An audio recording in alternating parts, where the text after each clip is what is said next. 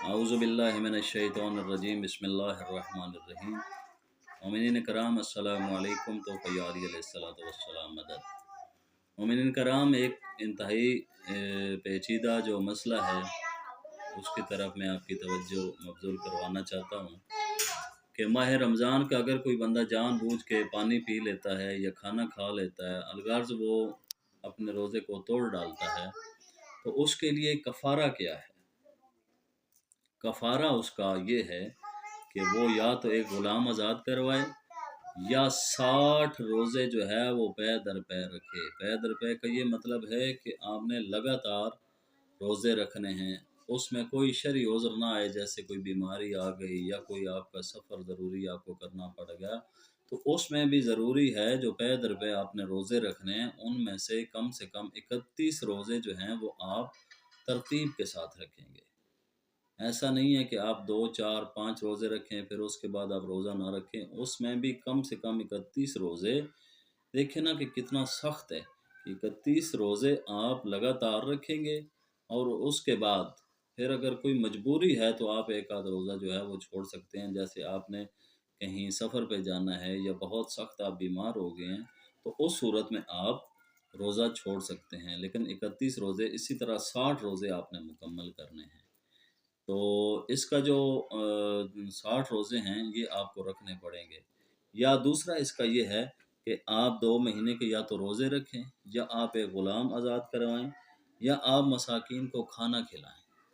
اگرچہ رمضان المبارک میں جو ایک خرمے سے بھی اگر آپ کسی کا افطار کروائیں گے تو اس کا بہت زیادہ ثواب ہے، چاہے آپ ایک گھونٹ پانی سے کسی کا افطار کروائیں گے تو اس کا بھی خالق کائنات کے ہاں، چونکہ وہ نیت سے بہتر، نیتوں کو بہتر جانتا ہے، تو آپ کے اعمال کا جو دار و مدار ہے وہ ویسے بھی خالق کائنات نے فرمایا ہے کہ آپ کی نیتوں کے اوپر ہے۔ تو کوشش کریں واجب روزہ جو ہے اس کو نہ توڑیں،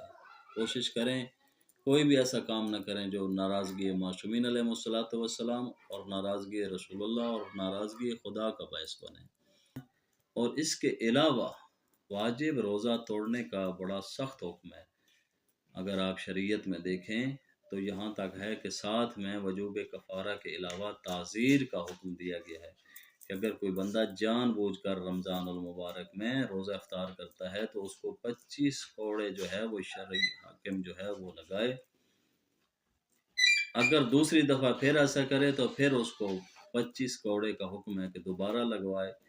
تیسری اور چوتھی دفعہ کا یہاں تک حکم ہے کہ اس بندے کو قتل کر دیا جائے۔ اور سفر میں روزہ رکھنا کیسا ہے؟ کیونکہ سفر میں روزہ جو ہے وہ قصر ہوتا ہے تو روزہ نہیں ہوتا۔ اس کے متعلق امام جعفر الصادق علیہ السلام نے فرمایا ہے کہ سفر میں روزہ رکھنا ایسے ہی ہے کہ جیسے کہ گھر میں روزہ نہ رکھنا،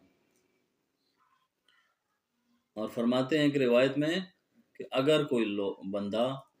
سفر میں روزہ رکھے اور اسی سفر میں اس کی موت واقع ہو جائے تو میں جعفر الصادق اس کی نماز جنازہ بھی ادا نہیں کروں گا۔ تو یہ کچھ چیزیں تھی جو میں نے آپ کو بتائی ہیں کہ اگر آپ جان بوجھ کر روزہ توڑیں گے تو اس کا کفارہ بہت سخت ہے، وہ آپ کو دینا پڑے گا۔ وآخر دعوانا ان الحمد للہ رب العالمین، اللہم صلی علی محمد وعلی محمد۔ مومنین کرام، گزارش ہے کہ ہمارا یوٹیوب چینل جو ہے اس کو لائک کریں، اس کو سبسکرائب کریں اور اپنے دیگر مومنین تک، فیملی ممبرز تک اس کو شیئر کریں۔ بہت شکریہ، سلامت رہیں، خدا آپ کا اور ہمارا حامی و ناصر ہو۔ اللہم صلی علی محمد وعلی